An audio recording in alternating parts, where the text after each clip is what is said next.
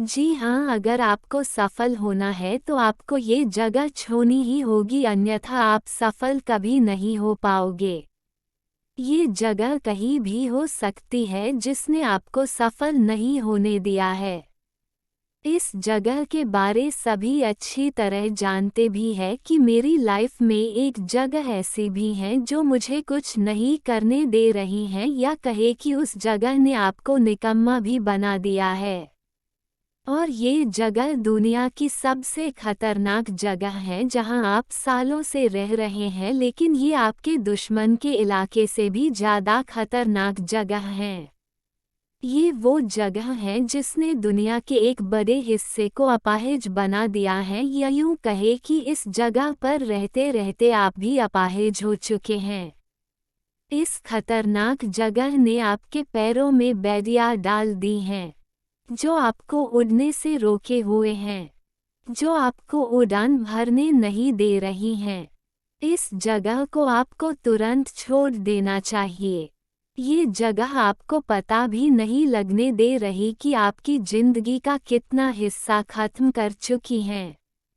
इस जगह को जानना चाहते हैं तो आपको जानकर हैरानी होगी कि ये जगह कहीं और नहीं, ये वही जगह है जहां आप अपने आप को सुरक्षित समझ रहे हैं, जिसे आप अपना कंफर्ट जोन कहते हैं।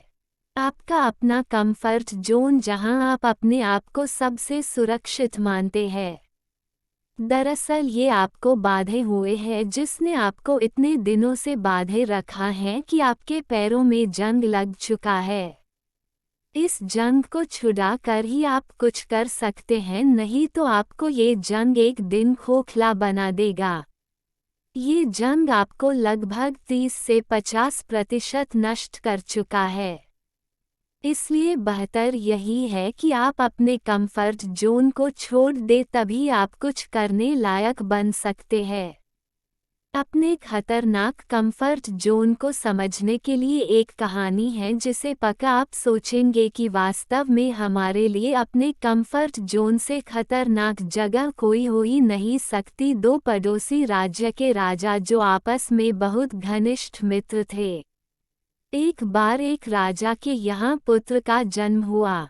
खुशी का दिन था और खुशी इतनी ज्यादा थी कि राजा ने अपने घनिष्ठ मित्र दूसरे राजा को अपने यहाँ आने का आमंत्रण दिया।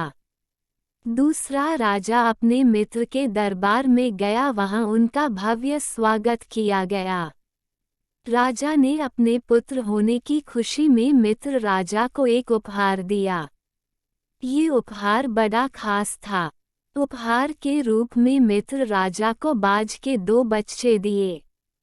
बाज के बच्चों को देखकर राजा बहुत खुश हुआ। बच्चे छोटे थे लेकिन उनकी नस्ल बहुत बया थी।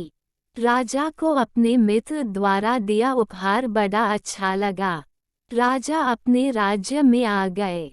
आकर अपने राज्य में सबसे अच्छे ट्रेनर को बुलाया, जो बाज को अच्छी कलाबाजियां और अच्छे कर्तव्य सिखा सके।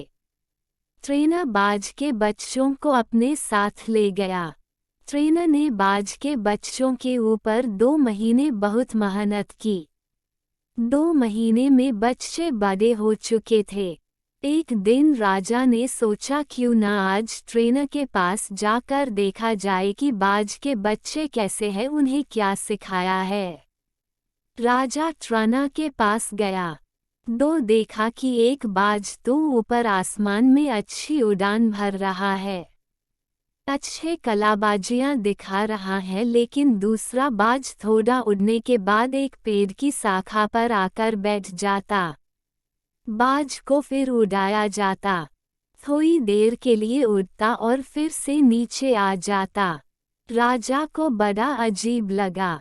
राजा ने कहा कैसे भी करो इस दूसरे बाज को भी उस बाज की तरह ही उड़ना सिखाया जाए जो बहुत ऊपर उड़ान भरते हुए कलाबाजियां दिखाता है। ट्रेनर को कुछ समझ में नहीं आ रहा था। ट्रेनर का एक मित्र था जो किसान था।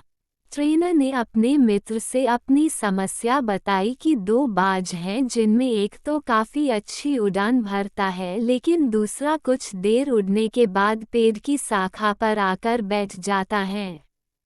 किसान ने देखा कि बाज हर बार पेड़ की एक ही शाखा पर आकर बैठता है, तो किसान ने उस शाखा को ही काट दिया जिस पर बाज हर बार आकर बैठ जाता था। शाखा को काटने के बाद बाज को अपने बैठने की जगह नहीं मिली जिस पर बैठने का वो आदी हो चुका था, और अपने साथी बाज के साथ उड़ने लगा। देखा कि दोनों बाज एक जैसे आसमान में उड़ान भर रहे हैं। आपको ये कहानी कैसी लगी हमें कमेंट्स करके बताएं।